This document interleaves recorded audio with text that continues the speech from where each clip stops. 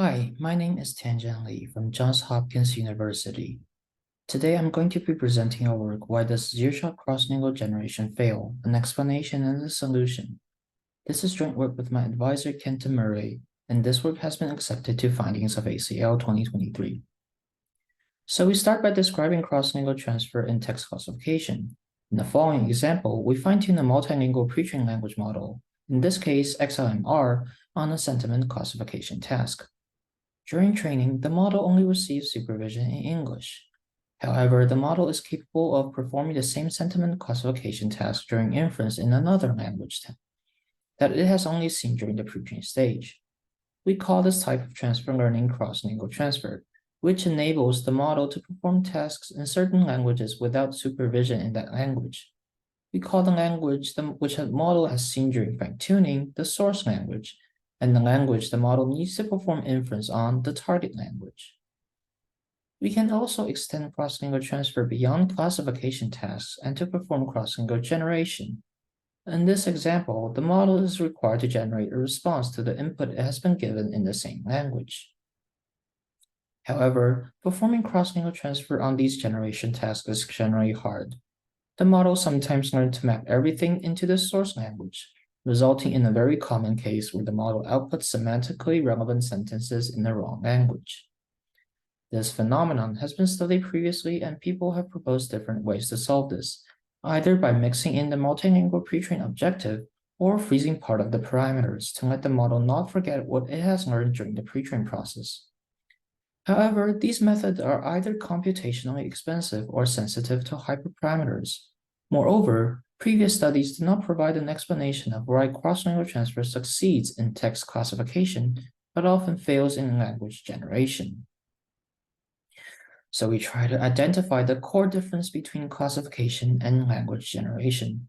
In classification, the model is required to map semantically equivalent sentences to the same label, whereas in generation, the model needs to map semantically equivalent sentences into different words. For example, in sentiment classification, the model can simply map the semantically equivalent sentences of "this movie is bad" in French and Spanish into the same label "bad." However, in classification tasks, the model needs to map these sentences into different words. From this, we note that the model's ability to map these sentences into similar representations is good for classification tasks, but not for generation tasks. We decided to quantify the representation similarity between parallel sentences. To do so, we used the cosine similarity between representations. We averaged the token level last student state of the encoder to construct a sentence level representation and calculate this cosine similarity of representations of parallel sentences. We use the average cosine similarity of a few parallel sentences as a model's ability to map parallel sentences to similar representations. We call this the cross-lingual representation similarity, or XLRS, of a model. We plot out the XLRS when the model is trained on two different classification tasks. In the left, we have part of speech tagging, and in the right, we have textual entailment classification. When trained on a single source language, the XLRS between parallel sentences between English and the other languages increase as we train more iterations, meaning the model learns to map semantically equivalent sentences to similar representations as it becomes trained on a single source language, which can be further used to perform the classification task. We also plot out the XLRS when the model is trained on generation tasks, in this case, a WikiHow instruction summarization task. The XLRS, although it goes down initially, goes back in the end when it is trained on English data only, which is a harmful phenomenon for generation task. In the right, we plot out the XLRS in the best performing model checkpoint in different tasks.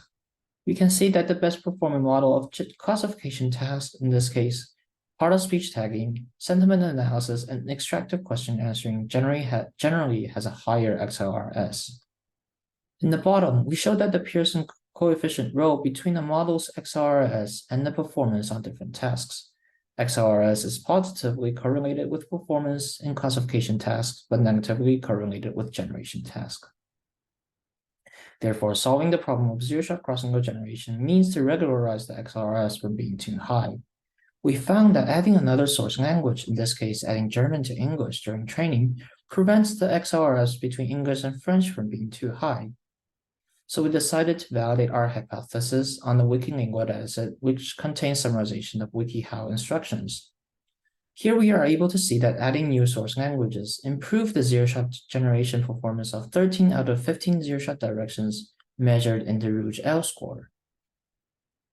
Since XLRS negatively correlates with the performance of cross-lingual generation, we use it as a criterion for model selection. We compare the performance between selecting the model checkpoint using the best performing model using the English development set, which is the standard practice, and using the lowest XLRS between parallel sentences. We found that the performance of choosing the model checkpoint with the lowest XLRS only underperforms the best possible model under 1 point in ROUGE-L. Thank you for listening, and for more details, please refer to our paper and feel free to contact